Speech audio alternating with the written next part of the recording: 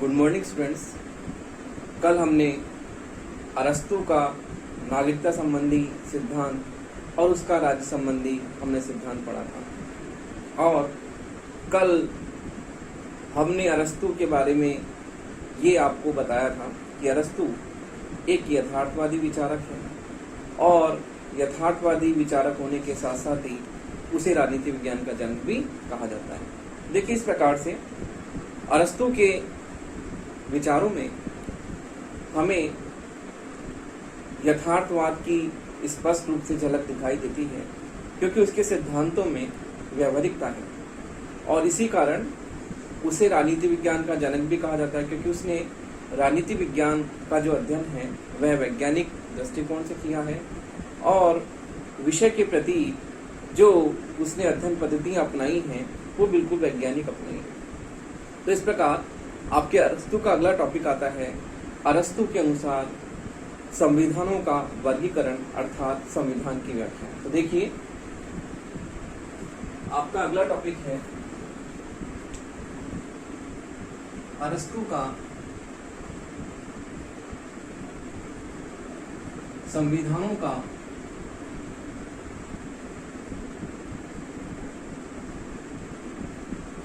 वर्गीकरण अथवा संविधान की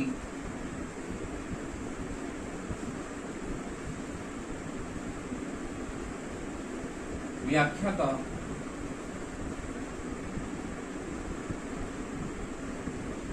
सिद्धांत।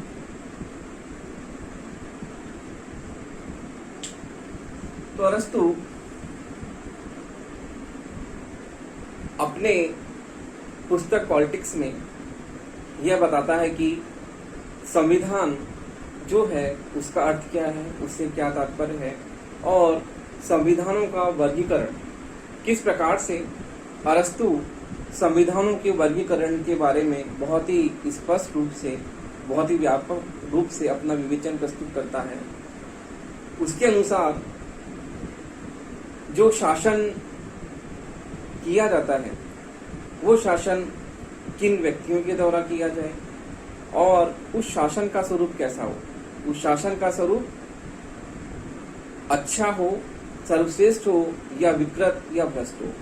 तो वह अपने संविधानों का वर्गीकरण कुछ आधारों पर प्रस्तुत करता है, जिसके बारे में हम आगे आपको बताएंगे कि किस प्रकार से अरस्तु संविधानों के वर्गीकरण की व्याख्या बहुत ही व्यापक और विशद रूप से करता है। तो अरस्तु यह बताता है कि उसके संविधान की व्याख्या क्या है और संविधान का वर्गीकरण क्या है। वो यही बताता है कि राज्य अथवा उसके पदों का जो बिल्कुल विस्तृत रूप से उसकी पद सोपानिक व्यवस्था है, पदों की व्यवस्था है, वो भी संविधान की व्याख्या में आती है। तो अरस्तु अपने संविधानों के वर्गीकरण में सबसे प्रमुख दो आधारों पर उसको प्रस्तुत करता है। पहला है संख्या का आधार और दूसरा है उसका उद्देश्य अथवा लक्ष्य। अरस्तु ये बताता है कि संख्या के आधार पर कितने व्यक्तियों के द्वारा शासन किया जाए, एक व्यक्ति के द्वारा, अनेक व्यक्ति के द्वारा या बहुसंख्यक व्यक्तियों के द्वारा। जैसे एक व्यक्ति के द्वारा शासन किया जाए उसे हम क्या कहते हैं, कुछ लोगों के द्वारा शासन किया जाए उसे हम क्या कहते हैं, या बहुत सारे लोग मिलकर शासन करें उसका स्वरूप क्या होता है। तो इस प्रकार से अरस्तु सर्वप्रथम संख्या के आधार पर अपना वर्गीकरण प्रस्तुत करता है और उसका दूसरा आधार है उद्देश्य अथवा लक्ष्य, अर्थात जो राज्य में जो शासन करने वाले व्यक्ति हैं वो सार्वजनिक कल्याण के लिए शासन कर रहे हैं या स्वयं अपने स्वार्थ के लिए शासन कर रहे हैं। तो अरस्तु इस प्रकार लक्ष्य और उद्देश्य के आधार पर ये बताता है कि जो शासन करने का उद्देश्य वो क्या है, कि शासन जो किया जाता है वो लोगों के कल्याण के लिए, लोगों के हित के लिए किया जाता है या व्यक्ति जो शासन करने वाला है स्वयं अपने स्वार्थ के लिए वो शासन करता है। इस प्रकार अरस्तु संविधानों के वर्गीकरण की व्याख्या का बहुत ही विशद रूप से व्यापक विवेचन करता है। तो सबसे पहले मैं आपको ये बताता हूँ कि अरस्तु के अनुसार संविधान की व्याख्या क्या है। तो देखिए, अरस्तु के अनुसार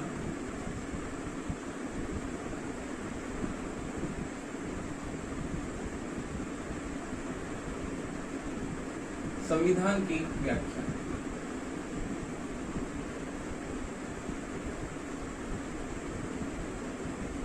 इसमें पहला है अरस्तु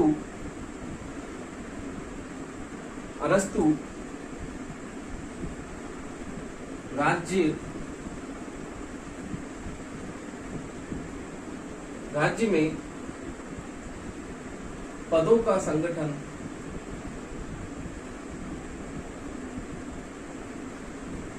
संविधान से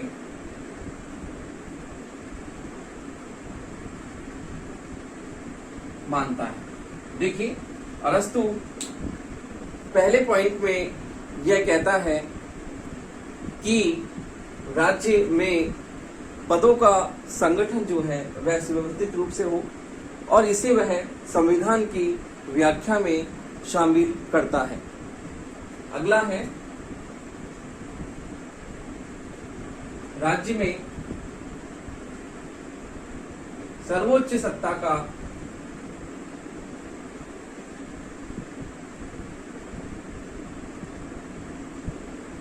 निवास होता है। राज्य में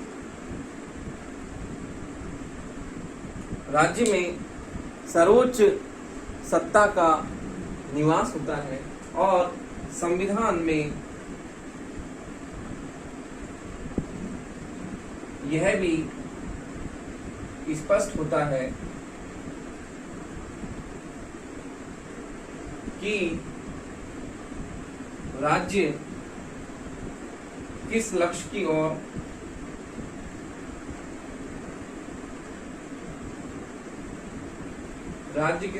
ओर जा रहा है।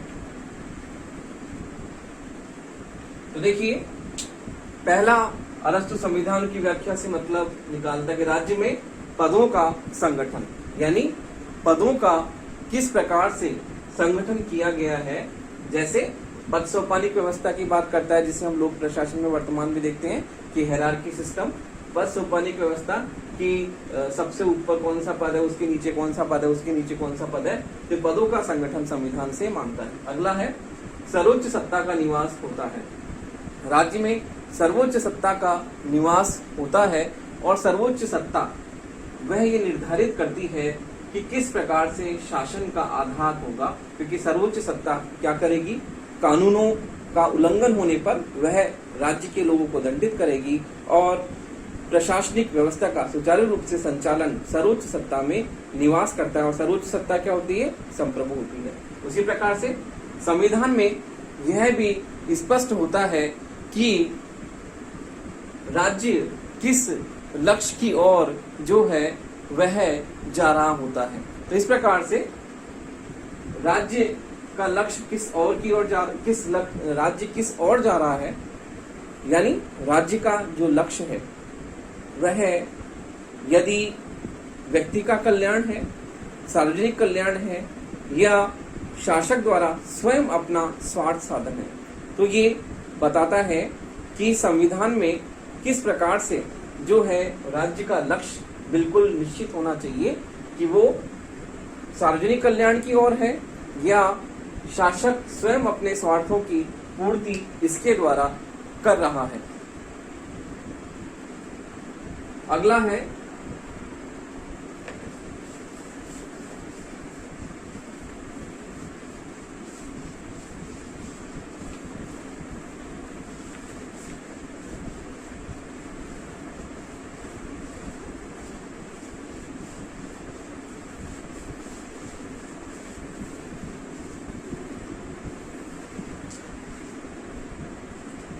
अगला पॉइंट है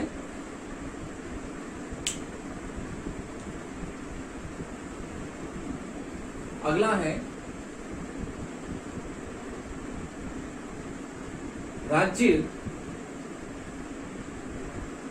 का निर्माण संविधान में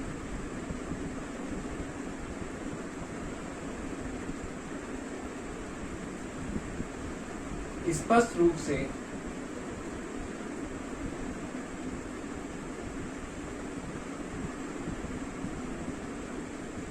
निर्धारित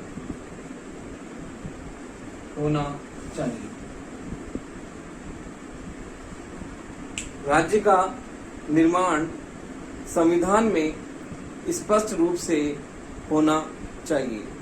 तो इस प्रकार राज्य का जो निर्माण है वह भी संविधान में स्पष्ट होना चाहिए, किस आधार पर वह राज्य का निर्माण किया जा रहा है। अगला है, राज्य में होने वाला कोई भी परिवर्तन, राज्य में होने वाला कोई भी परिवर्तन संविधान में परिवर्तन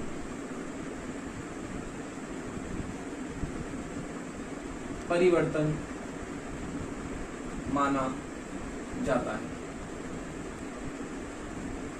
देखिए, अरस्तु अपने संविधान की व्याख्या में स्पष्ट करता है कि राज्य का निर्माण, राज्य का आधार क्या है, नैतिक है, भ्रष्ट है, क्या आधार है, वो स्पष्ट होना चाहिए। राज्य में होने वाला कोई भी परिवर्तन, राज्य में होने वाला कोई भी छोटा बड़ा परिवर्तन संविधान में परिवर्तन की बात करता है कि संविधान में परिवर्तन जो होता है उसके कारण राज्य का स्वरूप बदल जाता है। इस प्रकार से राज्य में होने वाला जो भी परिवर्तन है वह, और संविधान में जो परिवर्तन होता है उसके बाद से राज्य का स्वरूप भी क्या होता है, बदल जाता है। राज्य का स्वरूप बदल जाता है। तो इस प्रकार अरस्तु संविधान में परिवर्तन होने से राज्य के स्वरूप के बदलने की बात करता है कि संविधान में जो परिवर्तन किया जाए उसके कारण राज्य का स्वरूप क्या होगा, बदल जाएगा। जैसे कि संविधान में परिवर्तन किया गया, उससे राज्य का स्वरूप कैसे परिवर्तित होगा, राज्य में एक व्यक्ति का शासन होगा, या राज्य में कुछ व्यक्तियों का शासन होगा, या राज्य में अनेक व्यक्तियों का शासन होगा। इस प्रकार से राज्य में जो परिवर्तन होता है उसके कारण संविधान भी पूरी तरह से परिवर्तित हो जाता है, और संविधान का यह परिवर्तन जो है वह शासन के स्वरूप को क्या करता है, बदल देता है। तो आगे देखिए, अरस्तु के संविधानों के वर्गीकरण को हम एक चार्ट के द्वारा प्रस्तुत करते हैं। किस प्रकार से अरस्तु अपने संविधानों का जो वर्गीकरण है वह किस आधार पर वह प्रस्तुत करता है। तो देखिए, एक चार्ट के द्वारा हम प्रस्तुत करते हैं अरस्तु के संविधानों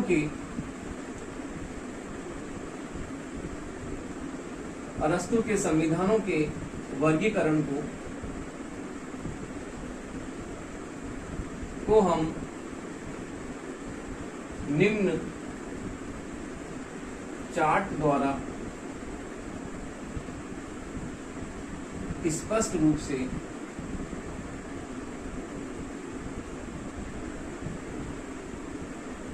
समझ सकते हैं।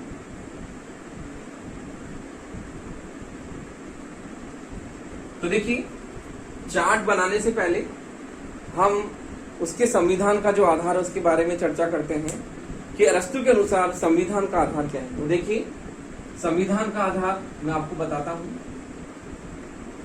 संविधान का आधार या वर्गीकरण का आधार क्या है? पहला है संख्या का आधार, और दूसरा है लक्ष्य या उद्देश्य का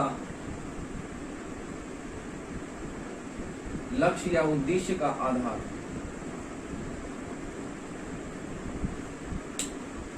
अरस्तु का संविधानों के वर्गीकरण का आधार दो आधारों पर वो बताता है कि संख्या का आधार यानी जो शासन है वह कितने लोगों के द्वारा किया जाए, एक व्यक्ति के द्वारा कुछ व्यक्तियों के द्वारा या बहुत सारे लोग मिलकर शासन करें, उसकी बात करता है संख्या का आधार, कि शासन जो किया जाए वो कितने व्यक्तियों के द्वारा किया जाए, उसका वह स्पष्ट रूप से विवेचन करता है अपने वर्गीकरण में।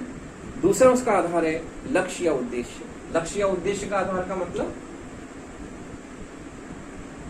सार्वजनिक कल्याण, सार्वजनिक कल्याण पर आधारित शासन,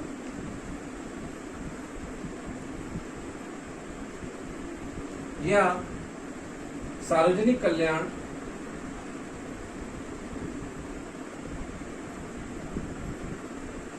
की उपेक्षा पर आधारित शासन।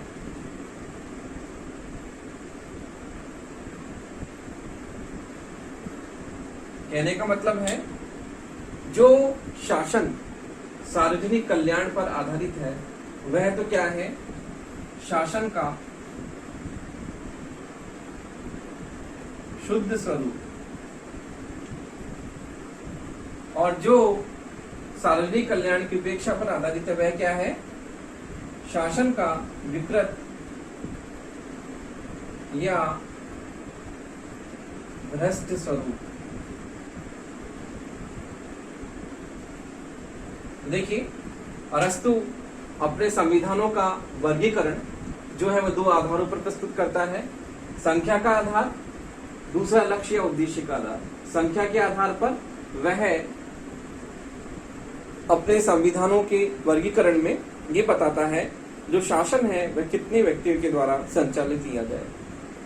लक्ष्य और उद्देश्य का आधार, वह इस आधार पर ये स्पष्ट करता है कि सार्वजनिक कल्याण पर आधारित शासन तो शासन का शुद्ध स्वरूप है, शासन का बिल्कुल सही स्वरूप है, और सार्वजनिक कल्याण की उपेक्षा पर आधारित, यानी जिसमें सार्वजनिक कल्याण की उपेक्षा हो और स्वार्थ साधन, यानी जो शासन करने वाला है उसके स्वार्थों की पूर्ति होती है, तो ऐसा शासन क्या होता है, विकृत या भ्रष्ट स्वरूप। तो देखिए, इसका संविधानों के वर्गीकरण का आधार है जो अभी आपने समझा। तो इस प्रकार से संख्या का आधार, लक्ष्य के उद्देश्य के आधार पर वह अपने संविधानों के वर्गीकरण का आधार प्रस्तुत करता है, और इसमें प्रमुख बात यह है कि सार्वजनिक कल्याण का हित साधन करने वाला शुद्ध स्वरूप में आता है, और दूसरा सार्वजनिक कल्याण की उपेक्षा अर्थात शासन करने वाला अपने स्वार्थों की पूर्ति करता है, तो ऐसा शासन विकृत या भ्रष्ट स्वरूप में आता है। तो मैं आपको एक चार्ट के द्वारा बताता हूँ। अब चार्ट पे आते हैं किस प्रकार से अरस्तु के संविधानों के वर्गीकरण को हम एक चार्ट या सारणी के द्वारा स्पष्ट रूप से समझ सकते हैं।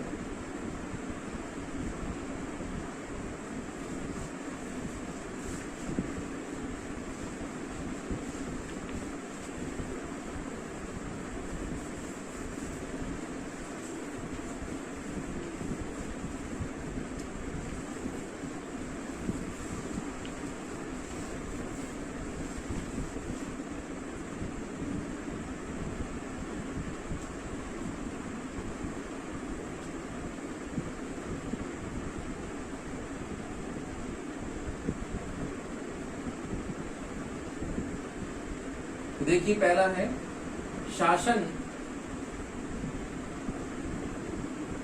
करने वाले, शासन करने वाले व्यक्तियों की संख्या, व्यक्तियों की संख्या,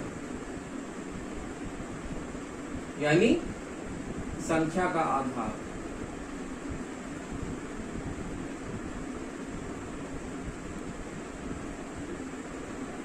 फिर है उद्देश्य की बात करते हैं, उद्देश्य या लक्ष्य।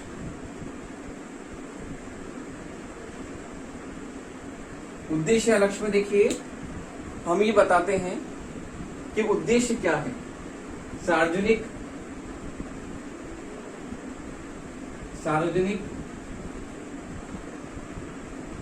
कल्याण, सार्वजनिक कल्याण की चेष्टा पर आधारित शासन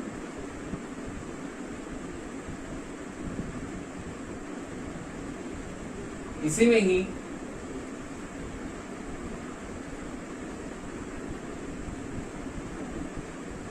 सार्वजनिक कल्याण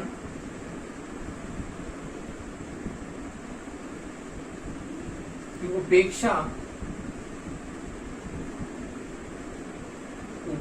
कर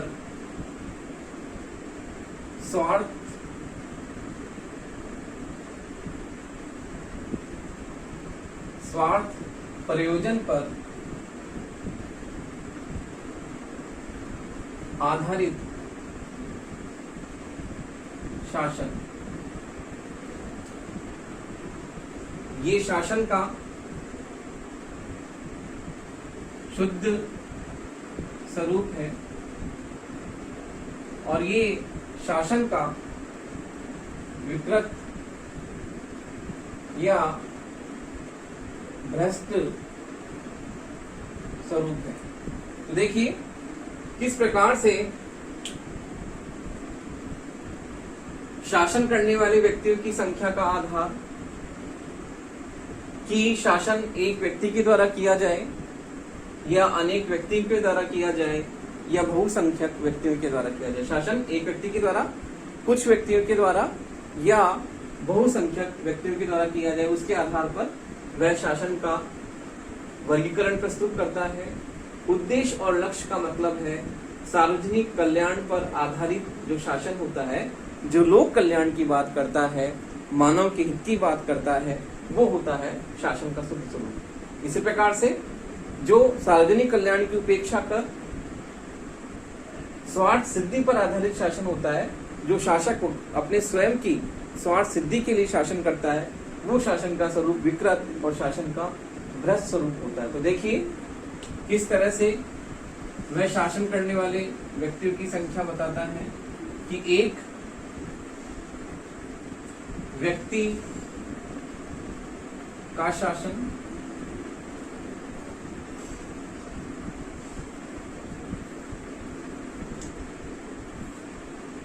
कुछ यानी अल्पसंख्यक का शासन, अल्पसंख्यक का शासन, फिर है बहुसंख्यक का शासन,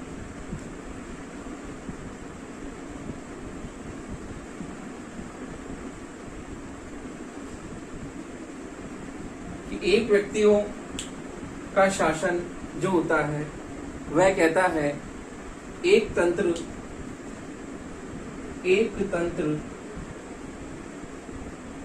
या राजतंत्र, एक तंत्र या राजतंत्र की बात करता है।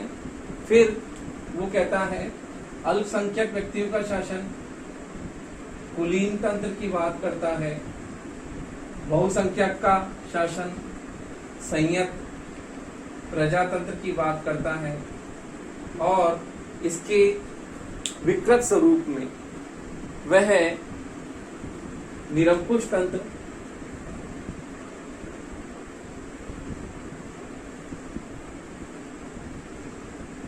अल्पतंत्र या अतिवादी, लोकतंत्र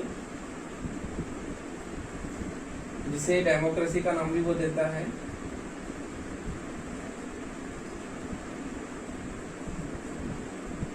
इस प्रकार से वह अपने लोकतंत्र का आधार प्रस्तुत करता है कि शासन करने वाले व्यक्तियों की संख्या के आधार पर वह ये बताता है कि एक व्यक्ति का जो शासन है वह उसका शुद्ध स्वरूप एक तंत्र या राजतंत्र है और ये शासन का सर्वश्रेष्ठ स्वरूप है। ये भी बताता है कि एक व्यक्ति का शासन जिसे उसने शासन के शुद्ध स्वरूप में माना है वह एक तंत्र या राजतंत्र है, जो कि शासन का सबसे अच्छा स्वरूप, सर्वश्रेष्ठ स्वरूप की बात करता है। फिर जो शासन का विकृत स्वरूप है, जब राजतंत्र विकृत स्वरूप में आ जाता है, जब राजतंत्र में जो शासन करने वाला व्यक्ति वह स्वार्थी हो जाता है, तो वह निरंकुश तंत्र में तब्दील हो जाता है। उसी प्रकार से अल्पसंख्यक का शासन यानी कुछ व्यक्तियों का शासन, उसका शुद्ध स्वरूप कुलीन तंत्र है, और उसका जो विकृत और भ्रष्ट स्वरूप है वो क्या है, अल्पतंत्र है। तो कुलीन तंत्र कुछ व्यक्तियों के शासन के बाद में जब इसमें दोष उत्पन्न हो जाते हैं तो ये अल्पतंत्र में बदल जाता है। उसी प्रकार से बहुसंख्यक का शासन, वो कहता है कि जिस शासन व्यवस्था में बहुत सारे लोग मिलकर शासन करते हैं, वो शासन का शुद्ध स्वरूप संयत प्रजातंत्र है, और जिसे उसने पॉलिटी नाम भी दिया है।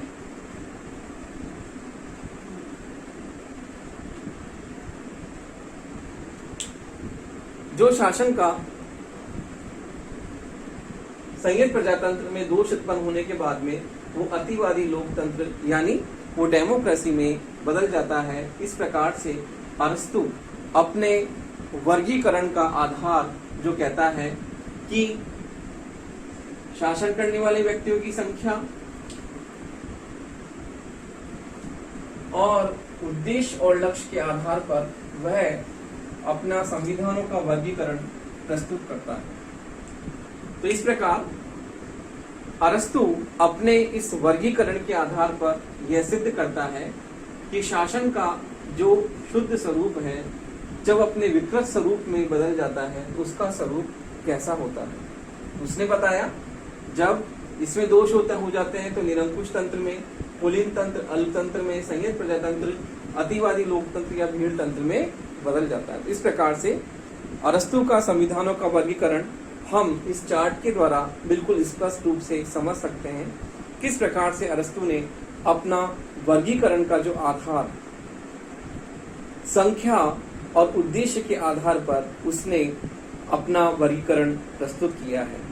तो इस प्रकार से अरस्तु का यह वर्गीकरण उसकी कोई मौलिक देन नहीं है, क्योंकि अरस्तु से पहले प्लेटो ने अपने जो स्टेट्समैन, उसकी किताब है, मैंने आपको बताई थी पिछली कक्षा में कि प्लेटो ने अपनी स्टेट्समैन किताब में जो अपने संविधानों का वर्गीकरण का आधार प्रस्तुत किया है, उसी वर्गीकरण को अरस्तु ने अपने पुस्तक पॉलिटिक्स में उसी आधार को अपना बेस बनाया है। तो इस प्रकार से इस चार्ट के द्वारा हम यह समझ सकते हैं अरस्तु का जो वर्गीकरण है वह व्यापक रूप से राज्य और सरकारों का वर्गीकरण है, जिसमें उसने बताया कि किस प्रकार से सरकार अपने शुद्ध स्वरूप से अपने विकृत स्वरूप में किस प्रकार बदल जाती है। तो देखिए अरस्तु का यह वर्गीकरण राज्यों के परिवर्तन की बात करता है, संविधानों के परिवर्तन की बात करता है। तो अगला जो हमारा टॉपिक है वो यही है, अरस्तु के अनुसार राज्यों या संविधानों का परिवर्तन। तो ये इसी से जुड़ा हुआ है, और संविधानों का वर्गीकरण का जो आधार उसने संख्या और उद्देश्य को माना है। इस प्रकार से अरस्तु यह बताता है, जिस प्रकार से देखिए हम परिवर्तन की बात करते हैं।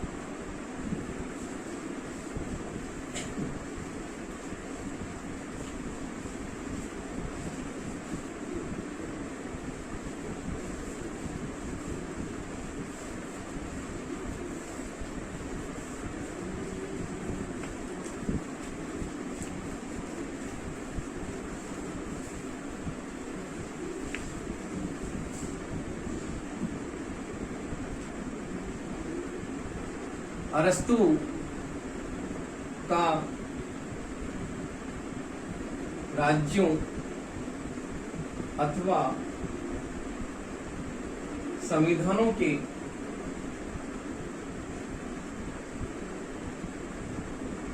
परिवर्तन की व्याख्या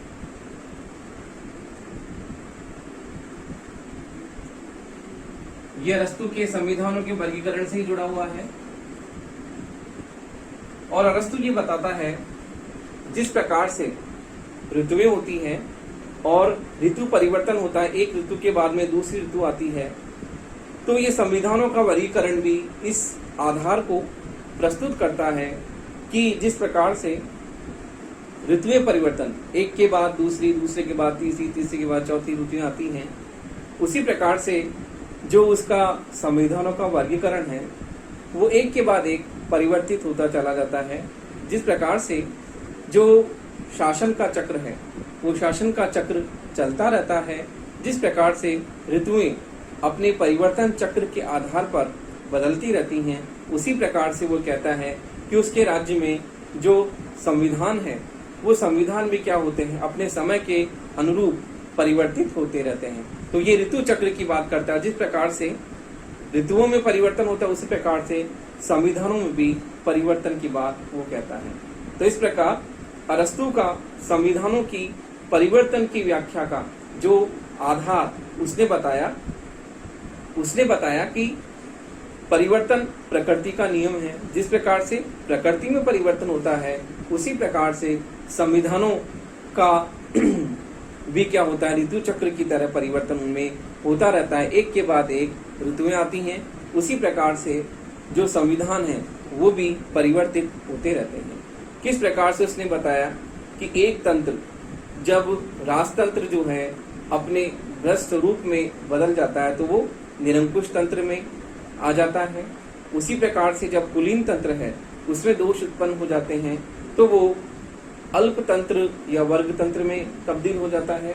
उसी प्रकार से जब संयत प्रजातंत्र पॉलिटी जो शासन का स्वरूप है, बहुतंत्र जो है वह जिसमें दोष उत्पन्न होने के बाद में वह अतिवादी लोकतंत्र, भीड़ तंत्र जिसे उसने डेमोक्रेसी का नाम दिया है, उसमें परिवर्तित हो जाता है। तो इस प्रकार से अरस्तु का यह संविधानों की परिवर्तन की व्याख्या का सिद्धांत उसी प्रकार से है जिस प्रकार से ऋतुएं परिवर्तित होती रहती हैं, प्रकृति में परिवर्तन होता रहता है, उसी प्रकार से वो बताता है कि उसके संविधानों में भी एक के बाद एक संविधान बदलते रहते हैं। तो संविधानों की परिवर्तन की व्याख्या के आधार वह इस प्रकार ये बताता है कि परिवर्तित होना वो क्या है, प्रकृति का नियम है। तो इस प्रकार से अरस्तु ऋतु चक्रों के बात करते हुए वह अपने संविधानों की परिवर्तन की व्याख्या प्रस्तुत करता है।